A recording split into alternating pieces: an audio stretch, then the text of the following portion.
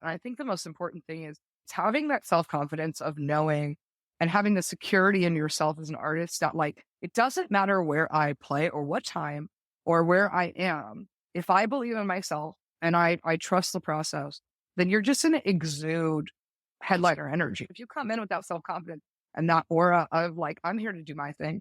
I'm an artist. I'm confident in my art. That's the headliner mindset.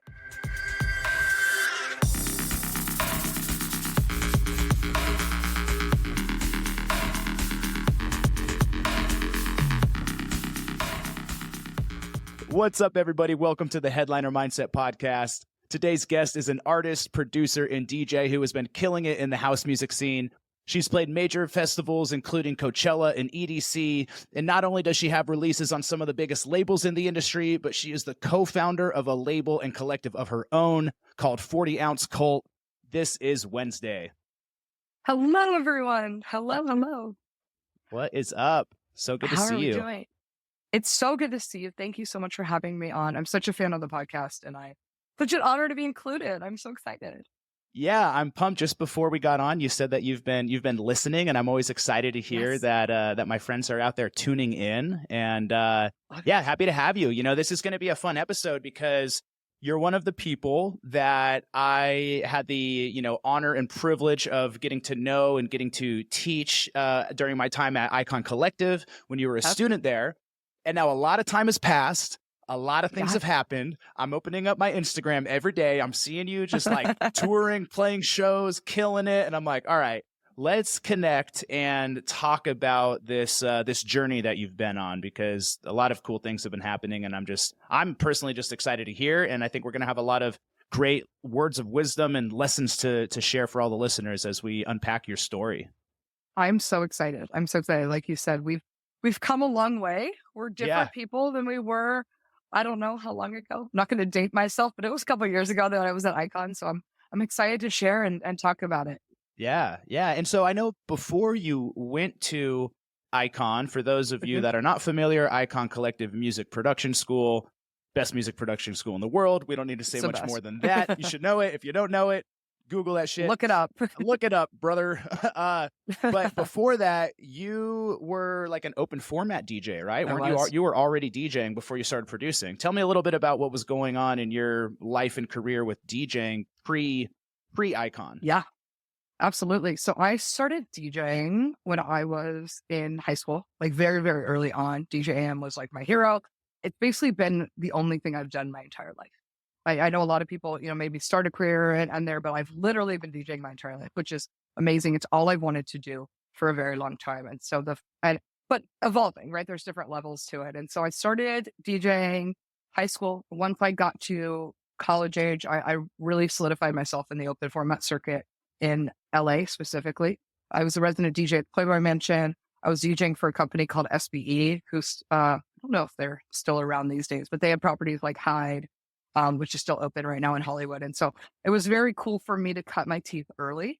And it was really cool as well to be DJing for people who are still in the game today. I used to open for JCO, Big Mike B, Rick Rude, or Rick Trainer now as he goes by. So there were a lot of people that I saw, HAC, another one. So I was very, very fortunate to come up in what I call like the Bloghouse era, which I think was really the golden time for Hollywood nightlife as well. You had Banana Split Sundays, which was DJ AM's party with Steve Aoki.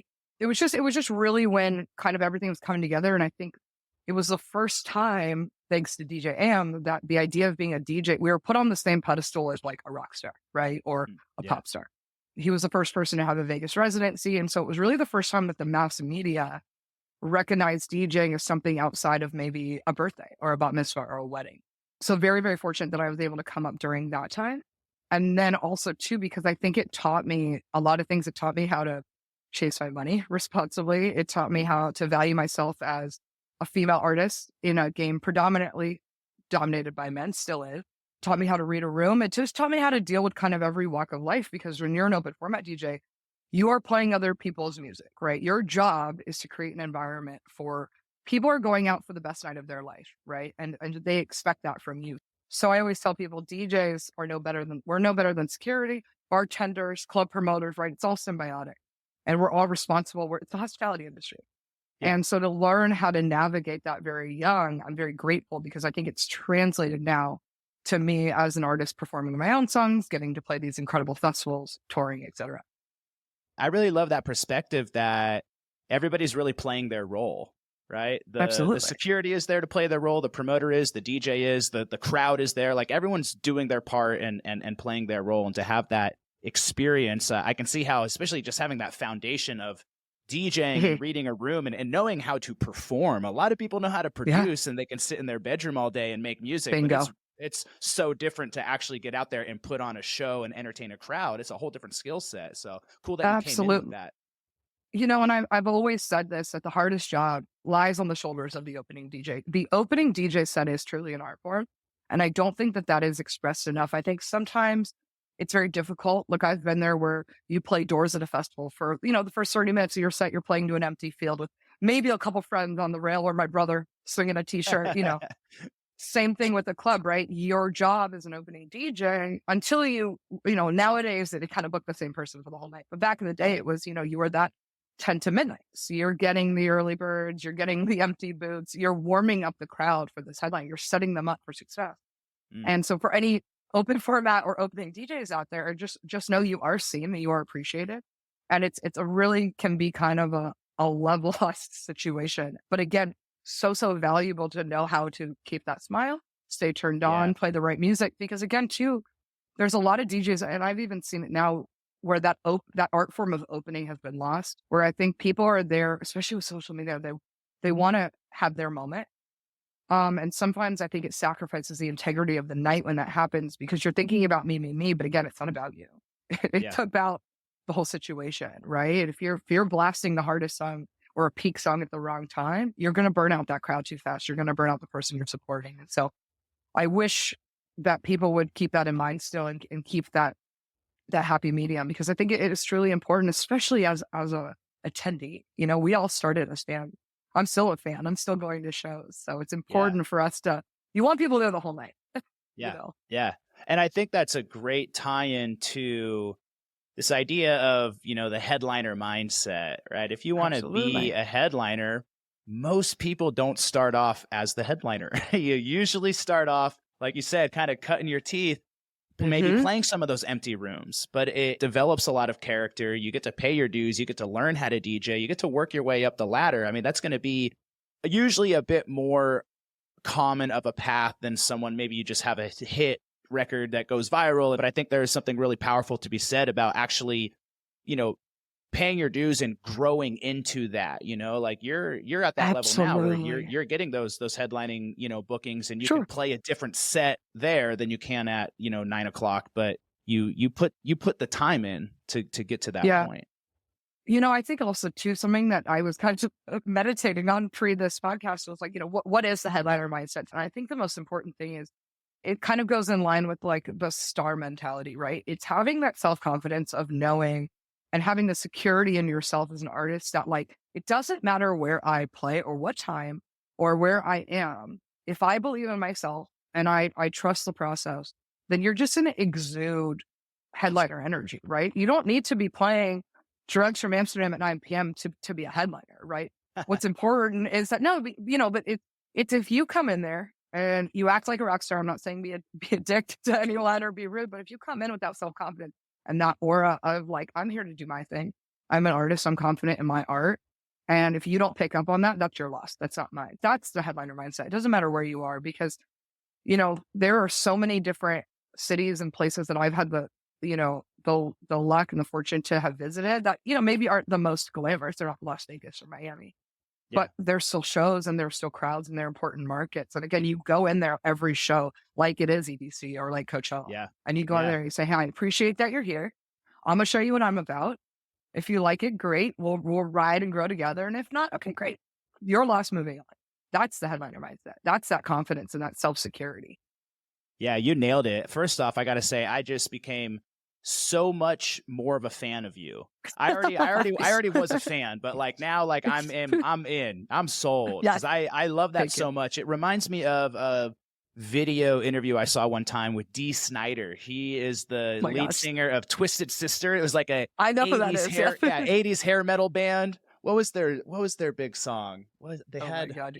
I don't know, 80s hair metal band, but they're huge. You know, they were like Yeah. massive band. D. Snyder's a legend, but he said that he's like, I don't understand these rock stars that can go back to their hotel room after their show and party all night and trash their room and basically have the energy to like keep going. He's like, when I go out and I play, he's like, I don't care whether it's 50 people or it's 50,000 people. When I Right. go out there, I give it 100% of my energy. I leave everything on that stage, and when I'm done, like I'm done. He's like, I don't have the energy to party and go crazy. And it was like, it Yeah. just reminded me of that, because that headliner mindset, it is an energy that you bring. It's an energy of professionalism.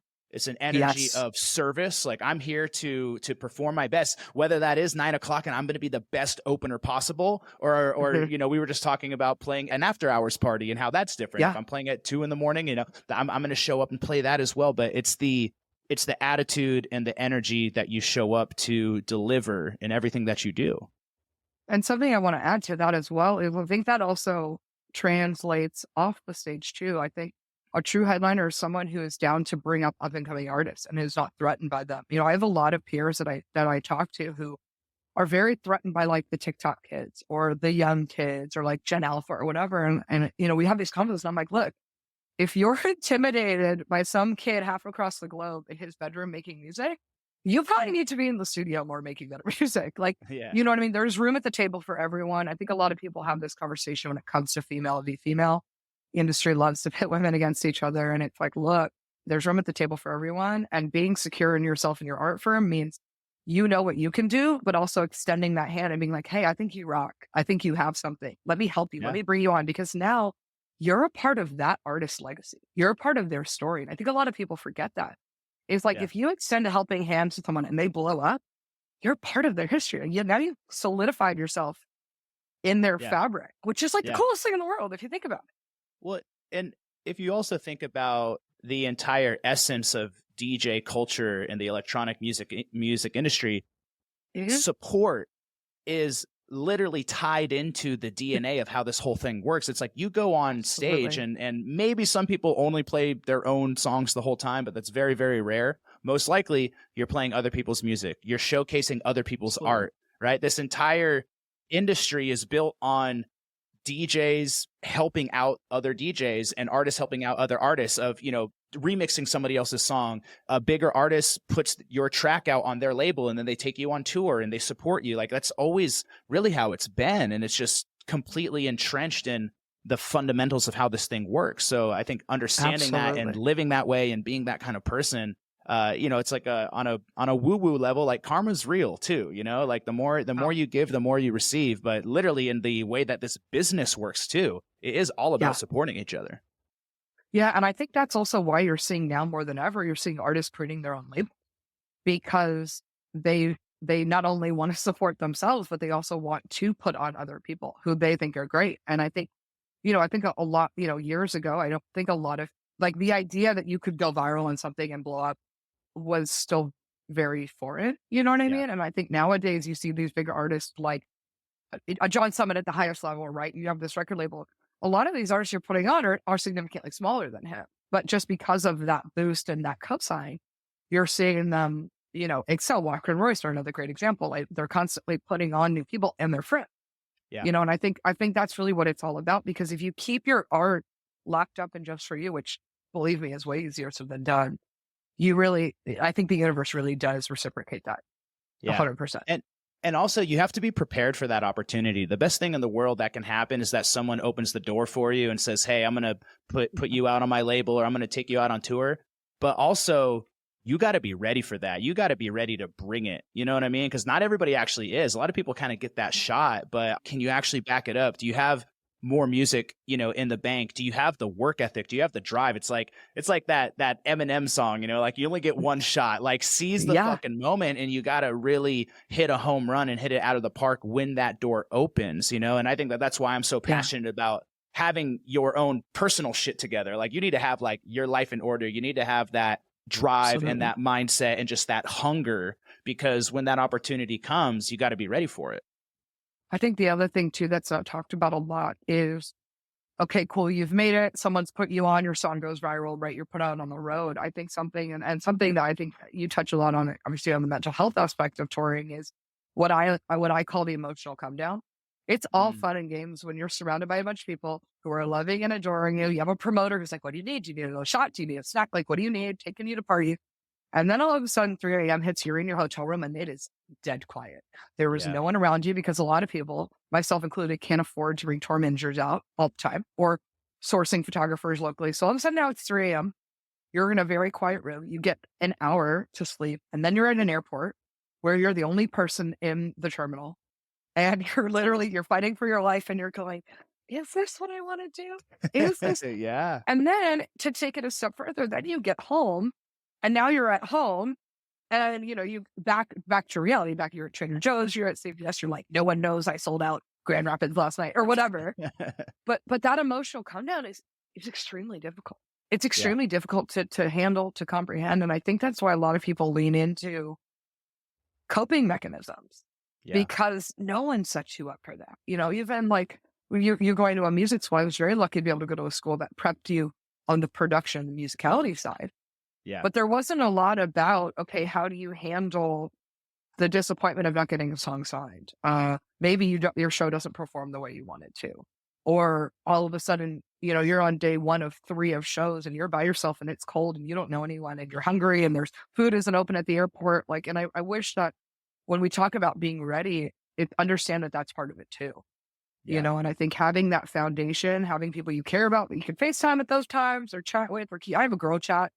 My friends are around the world, which is great. Someone's awake, and I'll literally hit the button, be like, guys, I'm fighting for my life right now in the Quebec City airport. Who's Yeah. up? Who wants to chat? Send me TikToks. It's really important to not only establish the music, but to establish that circle early on because you're gonna need it. You need those Yeah. cheerleaders at any point in time. Yeah, I love that. I really love that we're diving into this. It definitely is something that it's a necessary conversation, and it continues to come up in this Absolutely. podcast because it's a very real thing. So let's talk a little bit more about what helps you manage life on the road and what helps you manage the emotional roller coaster that comes with being an entrepreneur ultimately, but being specifically in this case of being an artist. So I'm hearing having an inner circle, having a support Yeah. system. You said you have a group chat that you Yeah. tap into. I think first and foremost, and it took me a long time to realize this is also exercise. Like you don't need to be the most fit. And there was definitely, I mean, even up until I think post COVID times, if you told me I should work out on the road, I would look at you like you're insane. You're Yeah. absolutely insane. However, I have found that whether it's in-room meditation, yoga, I know it sounds kind of crazy, but any little active thing just to keep your mind and your body stimulated is going to be so important for those endorphins. I even gotten to the point where I have class house now. So if I get to it, usually I take an early flight. So I'll get into a city about 1, 2 p.m. I'll go in class house. Yeah. And like, it Yeah. gives me a Totally. chance to see the city. I can take a new class. I'm fit. You're keeping those energies up because for a long time I would get somewhere, I would order terrible food, like Chili's or something. I would eat in the bed. I'd be kind of down. I'd sleep. I'd record box, which is fine, but that you're not going to have longevity Yeah. there. So I think workout is one. And I just want to say real quick on that as well, establish those habits now, even if you're not Yes. touring yet. Don't wait until you're thrown into that world to start establishing those habits, right? Like start doing it now.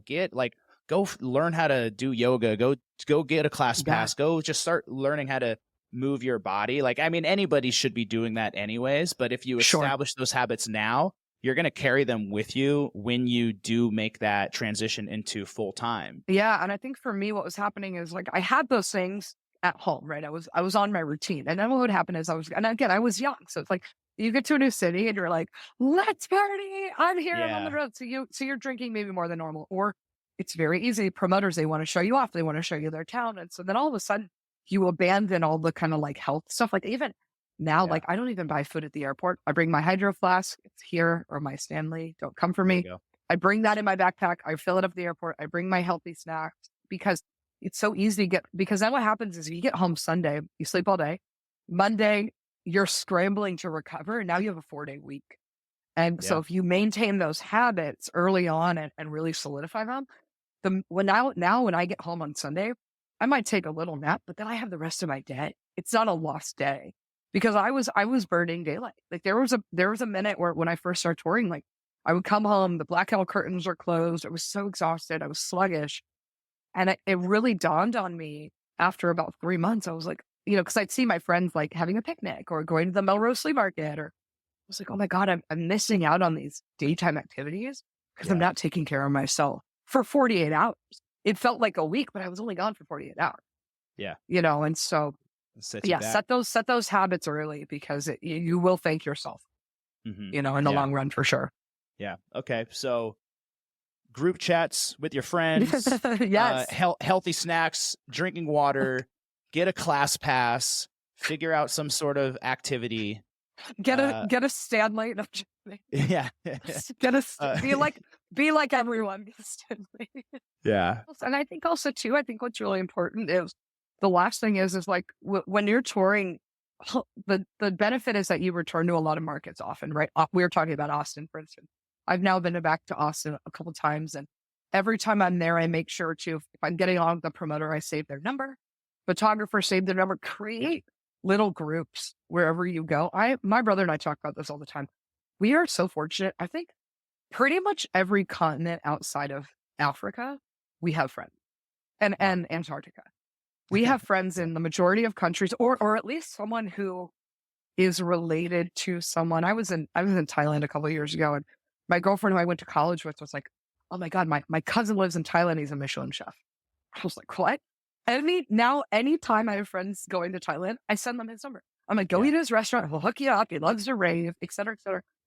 But it's create those communities. Don't just, remember to save the people's numbers. Remember to keep in touch with them. Follow back. For the love of God, follow people back on Instagram. This whole culture of like, I don't want to follow people back. Follow them back. Keep up with what they're doing, because they will do the same with you. And now, after touring for consistently since like 2018, I now can land in a place and go, oh, cool, I know someone here. It really helps with that loneliness, and it really helps to keep you sane, for real. So this is a good segue back into your journey, because I think what I saw from you is that you are really good at networking and building relationships. You were in LA, obviously you were, even in your open format world, I'm sure you already were developing those relationships and being good at that. But then you went to Icon, and I imagine you realized that to really get to that next level, making your own music was going to have to be a part of it. Yeah. So what happened was, for those of you who don't know, Dak Daniels is my brother. And so shout out Tanner. Fucking love him. Shout out Tanner. He actually told me to tell you hi. He goes, yes, Nick. So Tanner was already at Icon. We kind of switched paths, producer, then DJ, and then I was DJ, then producer. And what was happening was Tanner was at Icon, and I was steadily getting frustrated. As I said earlier, the club nights are not about you, right? You're in an ecosystem. And so what was happening, it wasn't the song request. Can I hear Drake at midnight? Can I hear this song? It was that I was playing other people's music and seeing that reaction it would elicit, and being like, I wish I could have an edit that would be this and this, but I didn't know how to get there. Right. Then Tanner goes to Icon. I start realizing, he sits down with me. He was like, if you want this and this, we can make this a reality. Right. Yeah. We have the technology. Yeah. So I was really inspired by that, because I was hungry for more. Right. I was capping out of ceiling. I was very fortunate. I got to DJ clubs in Vegas and Miami and New York. Like I was getting to the highest echelon where open format, where other people's music would take me. But I was getting hungry for like, okay, but like I can do this better. Or I would hear a song and be like, I can do that. So, you know what I mean? Yeah, totally. Now it's easier said than done. But so really, and then you got Ableton and open it up, and you were like, oh shit. yeah. Then you're like, oh, okay, well, what all these buttons do. Right. No, exactly. I still do that. I'm still like, I'm Googling like, what is this again? So that was really the catalyst, was that I was seeing how much joy Tanner was getting out of having his own thing and creating something that was his. And I wanted that. And so that's really what led me to Icon. And all through Icon, I was still working, because obviously I had to afford Icon and I had to afford my life.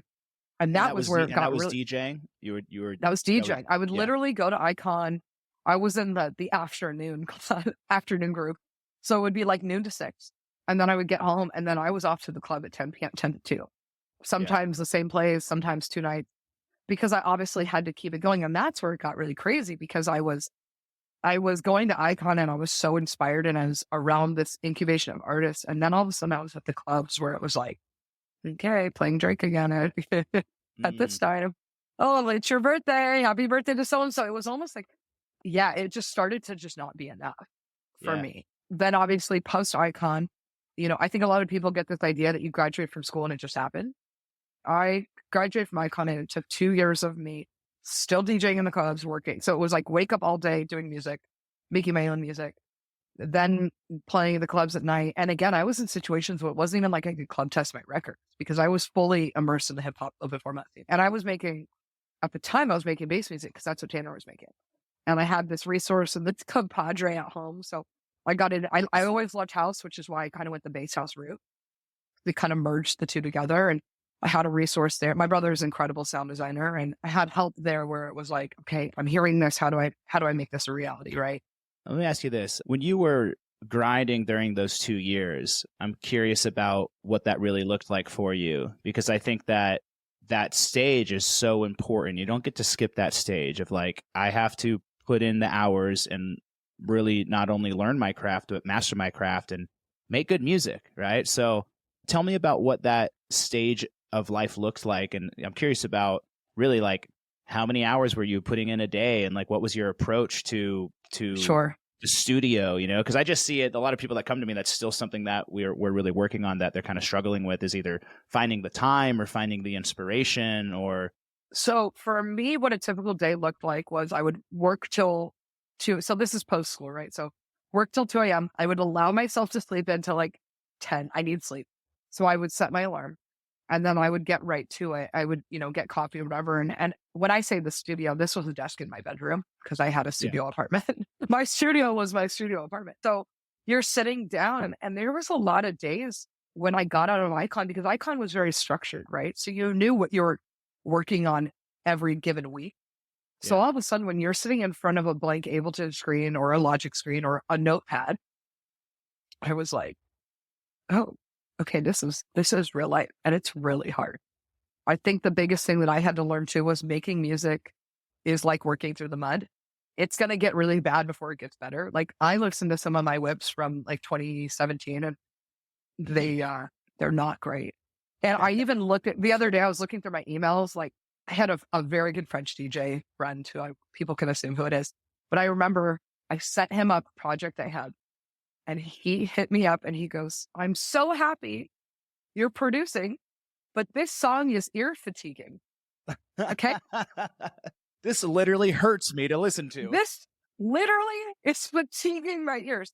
And I don't even know if he remembers saying that to this day, but it was one of those things. It was like, okay, can you imagine? Not only is this person like my friend, but I'm like a fan of them. And I'm thinking, I'm feeling good. I'm like, but that's the kind of honesty we need, though. You know what I mean? Those are the friends I want in my circle, is to like keep it real and tell me where I'm really at and not blow smoke up my ass. Absolutely. Because, I send it to my mom and be like, you're doing great, sweetie. But that doesn't help me. And so it was, I would say I was very fortunate in 2018, as most people know, I wrote Heartbreakers, which was really my breakout single, which I credit everything to.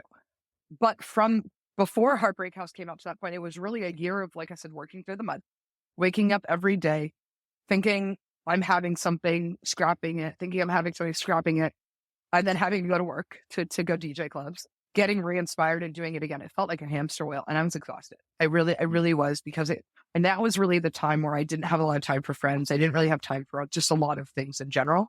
Then what happened was probably a year after, things started to really click for me. It was, okay, this is what I want. This is what I'm getting feedback wise that's working and what's not working. I had a couple releases, shout out Gold Digger, shout out Dimbach, shout out Noso Blanc, a majority French labels, because the bass house sound at that time was really being pioneered by them. They were the labels that were getting back to me, who were giving me feedback, constructive feedback, being like, hey, this is what's working, this wasn't, and really taking that feedback and listening to it. Yeah. And then all of a sudden 2018 hits, and I write Heartbreakers, and Insomniac Records picked it up, and it was kind of off to the races after that. But it was not without, I'd say before Heartbreakers got signed, I think I had 19 versions. Like, wow. It's like we were on V19, and even that was like, because it started as one thing and ended up being something completely different. And that was based off of like label feedback that you were getting? You were talking to like label A&Rs or just other Yeah. friends and stuff as well? Yeah. Yeah. Heartbreak House didn't have Kevin Flynn on it at first. We had it was just Welcome to Heartbreak House, which was my voice. And then it was we need a rapper. No, we need a singer.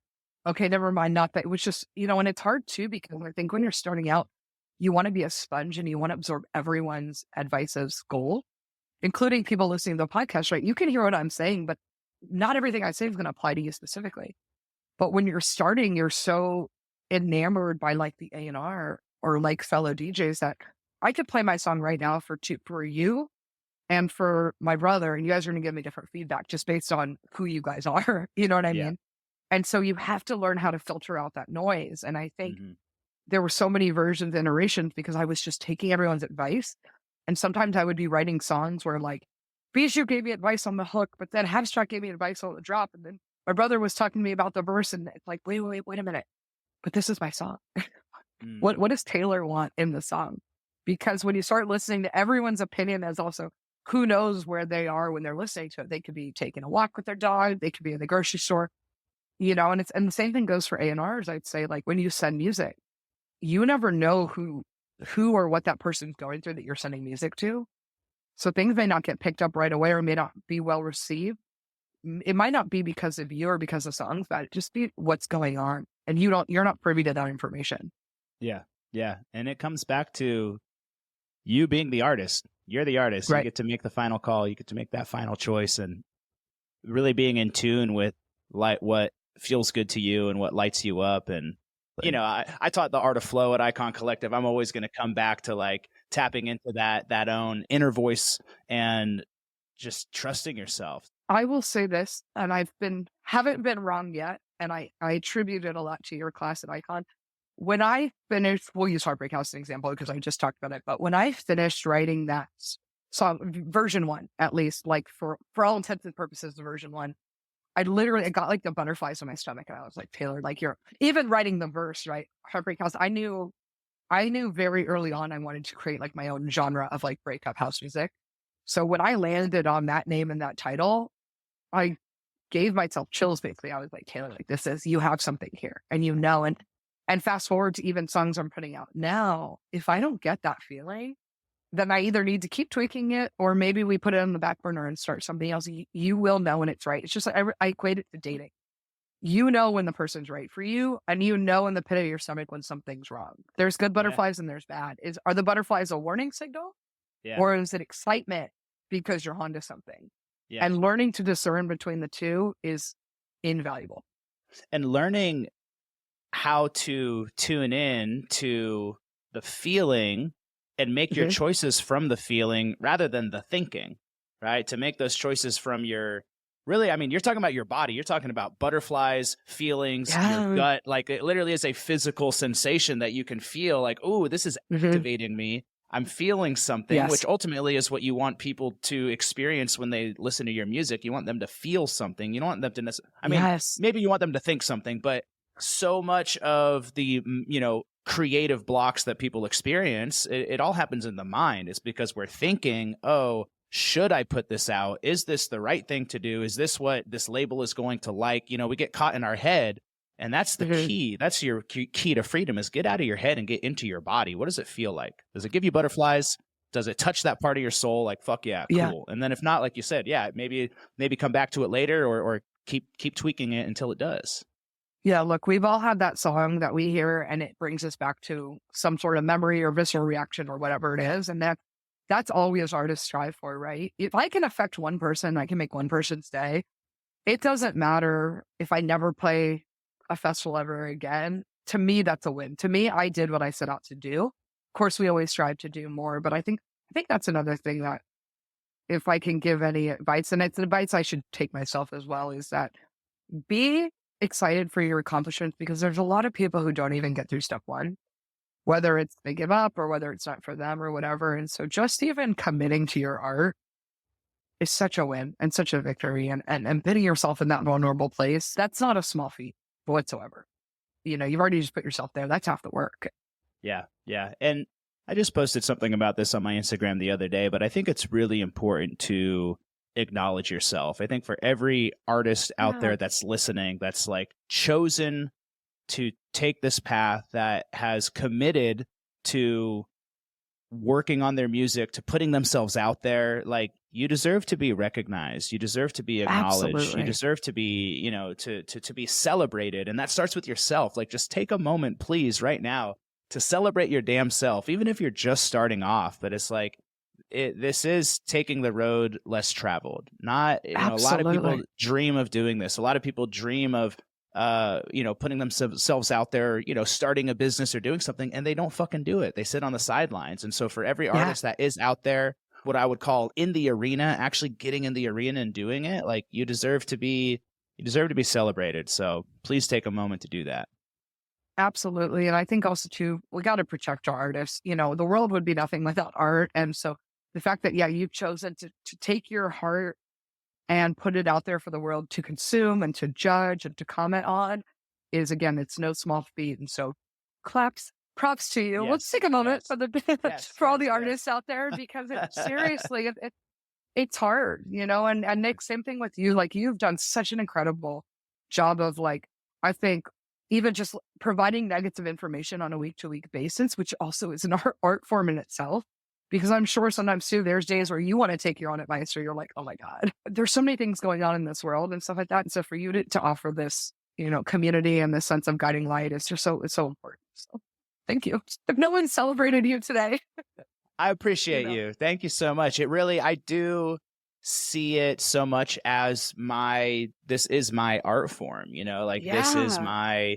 my business, is my creativity, my Mhm. service that I get to provide. The podcast has just been so cool though, over this last year, to, less than a Yeah. year, to start doing it. But, yeah, it's like I'm building out an online program right now, and it's like, this is like writing an album. Like, I'm Yeah. making videos, I'm making lessons and all of it, and I'm like, all the same lessons that I'm teaching to artists, I'm like, fuck, like, I actually get to go take all my own advice now and do this Abs- too. Yeah, Absolutely. it's great though. Absolutely. It's great. It's fun. I think we're not alone in this, and everyone, like I said, your rise or your journey may be different, but at the end of the day, there is overlapping things, from Yeah, Prince to Kurt Cobain to Tiesto. I'm sure there's overlap, all different genres, but I'm sure there's overlap in how they yeah, got there and the work yeah. ethic and what it takes, for sure. Well, and I always say, we're all creators, and we're all creating all the time, right? Mhm. You're either creating consciously or you're creating unconsciously, because I you're like creating that. all of your goals, all of your dreams. You wake up every day, and, like, you make decisions about what you're putting into your body. You're creating your health. You make decisions Yeah. about how you show up in your relationship. You're creating the quality of your relationship. You're creating your bank account. Every little thing that you do is a creative decision. Are you doing it consciously or unconsciously? And so, to really zero in and focus and say, hey, this is what I want to create, right? This is what I want to create. This is Yeah. the energy that I want to put in, and being really intentional about it. I think a lot of people were just kind of floating through life and being like, all right, Yeah. I'm kind of getting pulled by life, and I'm creating these things, but maybe not with so much heart or so much passion or so much intention. And so I think that's why I really love working with artists, for this, because Mhm. everyone's just decided, like, yo, this is the thing. This is what I'm going to go create, and I'm going to pour myself into it. And it's a beautiful process. But I say all of us are artists. It's just whether Yeah, you absolutely. actually own it, and whether you own it and admit it and are, like, doing it consciously and intentionally or not. Yeah, and I think part of that too, as well, is creating with yourself in mind. It is very easy, and I've become, a victim to it as well. As, like, TikTok, for example, right? We all know it's the platform to push and promote yourself, and I find myself sometimes catching myself, like, being lazy, right? Be like, not putting my thought into the content because I have to do. It's being pushed upon me to do. Yeah, And yeah, I think it was like last week or 2 weeks ago, and I really sat down and I was like, oh my gosh, okay, I have to do this. It may not be something I like to do. And we can translate that to maybe working a day job before you've made it. Or if you're up and coming, having to go to school because your parents want you to, while DJing and producing on the side, right? When it becomes a burden, take a step back, remember why you do it, kind of inject who you are into it, make it fun again. And if it yeah, really isn't fun to you, then again, put that by the wayside and focus on something else. I look at, like, sometimes with producing, I'll be extremely frustrated on track. I love DJing. DJing is hands down. It is my favorite thing in the world. Like I said, it's pretty much all I've done majority of my life. When I get frustrated in Ableton, I move over to my decks and I'll just mix. And it doesn't matter what it is because it's like, okay, I need to remember like why I'm doing this, what I love. And 9 times out of 10, I come back to Ableton refreshed, excited, creative, So if you're getting stuck, go to something that really brings you joy because it will come full circle for sure. Yeah. Yeah. I definitely noticed that with myself where sometimes you can get, sometimes I can get just Burnout. lost and caught up. And you get maybe burnt out of like, oh, I'm just putting out content all the time. And, you got to really pay attention to, I guess it's like the energy from where it's coming from. Right. Yeah. And so just taking a break or taking a step back, it's like on the one hand, we really got to grind and hustle and like be super disciplined with our time management. And like the more stuff we put out, the better, but kind of to a certain extent, because there's a lot to be said too, where like if you actually create more space in your life and actually more time for like nothing and just sitting and chilling, it's like I go sit on my fucking bench and watch the ducks at the pond. It's like, that's when I come back and I'm like, you know what I mean? I'm like, I'll just like take an hour off take a to step just go do back. absolutely nothing. And then I'm like, oh, like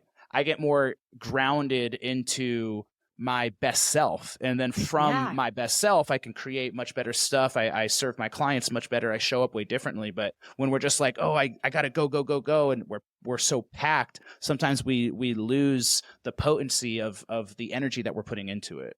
Right. Yeah. And sometimes when you remove yourself, you come back and you almost forget why you were frustrated in the first place because you're reinvigorated and you're re-excited about it. And you're like, oh my gosh, it wasn't that difficult or wasn't that, I'm just, you just need to take a second for sure. Yeah, I love that you watch the ducks. That's amazing. I thought this was going to go into hockey and then you went like ducks in a pond. I was like, okay, or that.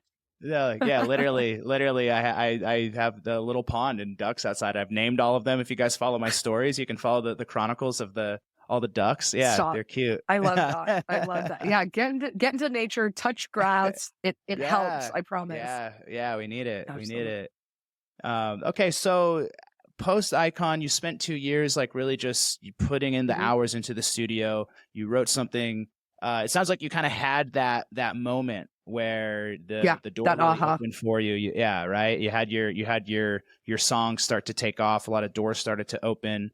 What else really helped you pick up momentum? Because now, like I said, I'm seeing you on Instagram. You're playing shows all the time. You're staying busy, which is so awesome to see. And I just want to congratulate you on that first. Thank you. But what were some of the other things that really helped generate the momentum to keep you moving forward?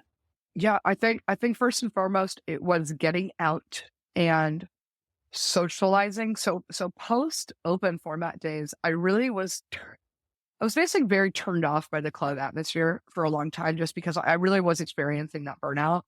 And like I said, sometimes being a woman in a very male dominated space can get old very fast. We can read between the lines there. And so really the idea of going out when I didn't have to, or when I wasn't getting paid to, I needed to swap that mindset. And so what happened was actually one of the big thing that really helped me was shout out B-Sides. Do you remember B-Sides from Icon? Brandon. He invited me to Space Yacht at Golden Box. And he invited me for like 2 weeks in a row. And the first week, I literally said to him, I said, I don't go out unless you're paying me. And that was because I was jaded from open format. Yeah. And he was like, okay. And then the next week he invited me again. He goes, Taylor, I understand. But he was like, it's not that far away. Just come with me. I think this is like a really cool scene. Because again, I'm thinking like the open format, like the bottle club, right? Yeah, it's totally different. I go to, so I'm thinking like, well, I'm going to have a conversation with these people. I'm going to talk to a DJ because I didn't have conversations with people when I was working. I go to Space Out at Golden Box and I was absolutely blown away because I saw the community that they were building there. To this day, Henry Lou's still one of my best friends. It was such a 360 or 180 from what I was used to. And so really getting yourself out there and networking and getting, now I'm not saying to go out and just party every night. However, there is a time and place for what I saw was the more I supported people like Space Yacht, the more they were going to support me. And in line with that, my brother, our label 40 ounce, there's a reason that our majority of our 40 ounce takeovers to this day are still with Space Yacht because they saw us very quickly supporting them, retweeting, posting, and sharing the love. I think that was another thing that I credit was that I'd like to say I'm pretty good at the internet. I came out of like the MySpace Tumblr era. Again, don't date me. Um, but I really, when I was coming from that era, I really had no shame. I was straight up like messaging DJs like DJ Am on MySpace, being like, I love your mix. I saw you last night. Like I was learning how to community build through the internet. And so I think when that translated to, I like to like the Wednesday's Heartbreakers, like the Heartbreakers group really blew up on Facebook Yeah, because even though I wasn't touring that much, I'd maybe have a show a month, a lot of them very localized to Southern California. But I was using Wednesday's Heartbreakers as a way to connect with people, whether or not they were even going to shows. We were sharing playlists. We were doing that. Now it's translated to like broadcast channel on Instagram, which is hard because people can't comment back. So the community sense is kind of gone. But the biggest thing I'd say is to hone in on your community. For me, how I saw things was, let's say I'd post an Instagram story about my song and it only got like 100 views. That's still 100 people caring about what my music has to say and what I'm saying. So don't totally. disregard that. I hear a lot of people talk about like view jail. Oh, I'm in view jail. I'm getting under 1,000. Okay, yeah, but so you mean 800 people still care about what you're doing today? They still care Yeah, about the music you're putting out? Like, let's not disregard those 800 people. And so for sure. that was really quickly what I figured out was if I can lock on to like 40 or 50 at the time, really dedicated fans, okay, cool. Because guess what? Anytime I drop merch, those 40 and 50 were buying it. Yeah, You yeah, know, when I would go play in Chicago, I had fans traveling to go see that show or something. yeah. I wanted to ask about that because you've developed a really loyal, like a crew, right? The heartbreak, Yeah. heartbreak club, Yeah, the Heartbreakers. Yeah. the heartbreakers, right? Like that's so Yeah, that's the so rad. Heartbreakers. So what are like how have you done that? Why are these people so loyal and like what is it that it takes to really develop a solid community that actually sticks with you and follows you? Well, to me, what defines a heartbreaker is someone who puts themselves first in the sense of, and we'll use love as an analogy, right? A heartbreaker, if you think, oh, she's a heartbreaker, right? She knows what she's about. She knows her standards and she's not going to take anything less than that. If you apply that to day, and that's really what I wanted as my ethos as an artist and for my fans is like, you guys are heartbreakers. If you're part of the Wednesday crew and a family, you know your worth. You know your value, you Yeah, love yourself, and you're also, because we're so secure in ourselves, we're going to love others, right? We don't see race or gender or color or whatever, right? And that yeah, was what was really important to me as an Asian female too, was yeah, breaking down any sort of like gender or racial stereotypes. And, on top of that too, very early on, like I said, I knew very early on that the Heartbreak House project, or like as those EPs, they're all conceptual projects, right? So there's Heartbreak House, and then we went to the Heartbreakers Club, right? We left the house, now we're in the club. So what I wanted was like I wanted my music to resonate. And I always laugh, like, if you look at Taylor Swift, why does Taylor Swift have as many fans as she does? Because she writes about topics that are relatable. She yeah, writes about heartbreak and love and, having to leave situations that don't serve you. And that's really been kind of the ethos of my music. And so what happens is when you're writing about topics that are relatable, I mean, not to put some of my fans on blast, but I've been at festivals where I've had women specifically walk up to me saying, I was abused for years and it finally took me turning on your song for me to leave him. I played your song walking away from a situation. I had a very incredible heartbreaker tell me, her and her son were in a situation that did not serve them. And she literally was playing my song as they drove away. And that's wow, kind of the song that brings them back. And I'm literally getting choked up thinking about it. But again, when I was writing that song, that is not the situation I thought it was going to lead to. I was just like mad at my ex. yeah, But when you can create art that's universally applicable, then I think you're going to create a fan base that's there for the right reason. You know what I yeah, mean? And yeah, look, nowadays I can write my song is coming out on Friday. We're talking about smoking weed, right? It is so much more lighthearted than the breakup factor.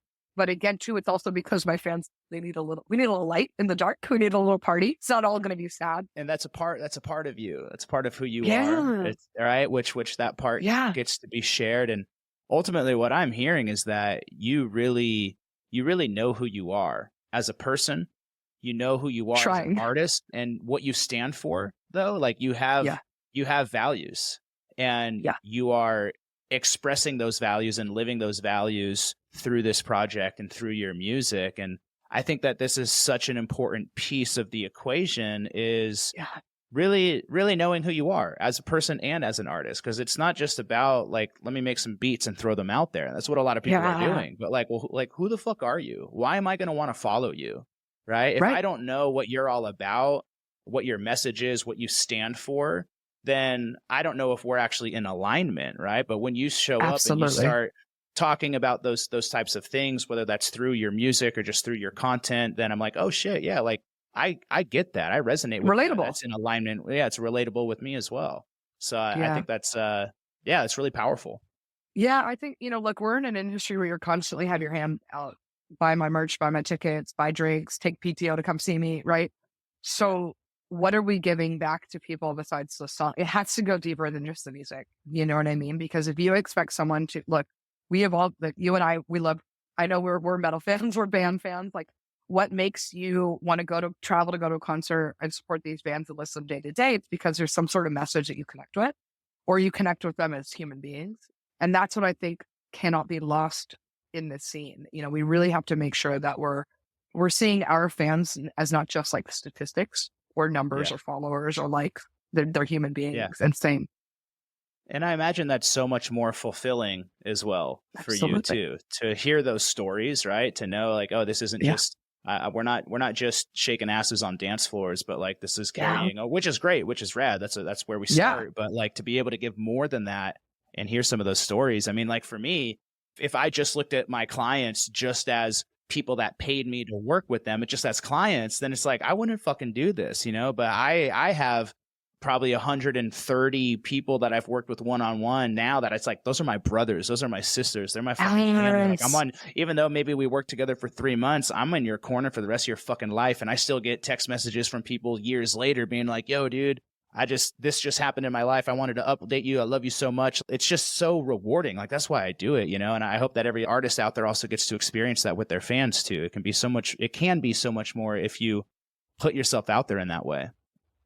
Well, like I was saying earlier, you're now part of the thread of their history as human Yeah. beings and as artists, right? You've now woven yourself into their story, which is so beautiful and exciting, And I think the other thing is too, is when you create a fan base that's there again for the right reasons. Like, look, I went from being obviously very brokenhearted to I'm in a very amazing, incredible relationship. But if I did not establish my fan base ahead of time, if I started writing love songs, I think that they would have been very turned off because it wasn't what they originally signed up for. And I think that's a pit a lot of artists fall into is they get famous for one thing or they get big or known for one thing and then they try to pivot. Like let's say they write a breakout deep house song, but then they want to make drum and bass. All of a sudden the fans are going, whoa, whoa, whoa, we're here for deep house. Why are you making drum and bass? But if you go into things and going, okay, the music is only one piece of the pie. When you decide to grow and be experimental or change or pivot, your fans are more likely to go along with you. They're now invested in you as a person, not just you as the artist. Yeah. So for Yeah. me, very recently, I started writing a lot more lighthearted music. I'm being very candid on social media. Like, I'm happy. Here he is. He's great. Now fans are excited because it went from she's just like us. She was in a toxic situation or was broken up with to, Dick, okay, cool. This could happen for me too. Yeah. Right. And you now Yeah. become the inspiration versus the relatable. And I think that's what's also really, really important as well is locking that in because look, my fans are very different than they were in 2018 that they are in 2024. And I'm very different than I was in 2018 to 2024. So we are all growing and changing. The world is changing. So what people prioritized a couple of years ago isn't what they're prioritizing now. And I'm sure you see that in your line of work as well. Yeah, that really says everything. Where if someone is really going to be a part of your journey and be there along the way as you evolve as a person and as an artist, right? And yeah, sometimes we're gonna listen to artists where it's like, cool, that's a dope track. I like that track. I'll put it on my playlist and I'll listen to it. But am I actually on their journey? Are they giving me a reason to be on their journey? Are they giving me a reason other than like a cool track every couple months to actually really, really follow them and grow with them? So it's so cool that you've been able to build that for yourself. Yeah, I wouldn't be where I am without the Heartbreakers and without the fans because they show up, they pull out, they support, they allow me to do this. You know what I mean? So thank you guys. Yeah. Shout out Heartbreakers. Shout out Wednesday's Heartbreakers because it is. And also too, to see the community grow and support it's so fun for me to see in the comments, like, hey, I'm pulling up to the show by myself. My friends bailed, and people being like, meet us here at pregame. Walk in with us. Let's compare outfits. It's just so cool. It's so rad. Because that's what music's about, you know? If every one of your Heartbreakers was listening right now and you could give them a message, what would that message be? Oh my gosh. Thank you for allowing me to be vulnerable, and for taking my heart and protecting it as if it was your own. Because when you're writing about topics of, sadness or breakups or abuse or whatever it is, you're really putting yourself out there. And I think I just want to say thank you, because you guys took my little heart and you protected it, and you stood by me, and you've helped me grow. And so you've made me feel safe. And as an artist, that's all you can ask for, is feeling safe, because it is very difficult to create when you're in a volatile situation. And so the safety and security that you guys have provided for me is something that, like I said, if it all ended tomorrow, thank you. It's beautiful. I am. Oh, thank you. I'm so happy for you. I'm so happy that you've. I'm happy too. I can't stop smiling. I'm really happy that you've been able to not only create this career for yourself and, get the shows and the bookings and be able to do this professionally. That's amazing. But to really see and hear about the impact that you're having and the fan base that you're building and the kind of connection that you have with them and the kind of passion that you have for that community, I think is really, really, really, really special. And, it's really cool to see. I'm really proud of you. I'm very blessed to have, be able to witness your growth from the sidelines. And I'm so pumped for everything that you've created, and I'm so pumped for everything that is yet to come.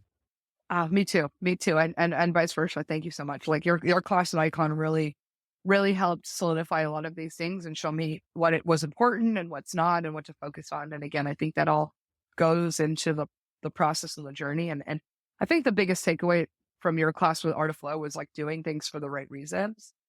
Yes, making a ton of money, and yes, being famous is cool and all that. But at the end of the day, what I wanted was music helped me get through situations. And so I wanted to help give back to music in a kind of woo-woo sense.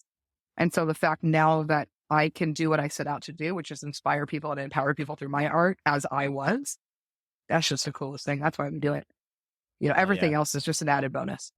Yeah. And I think you are doing it incredibly well. So thank you. You definitely get to take a moment to pat yourself on the back, to celebrate yourself as an artist or the journey that you've been on.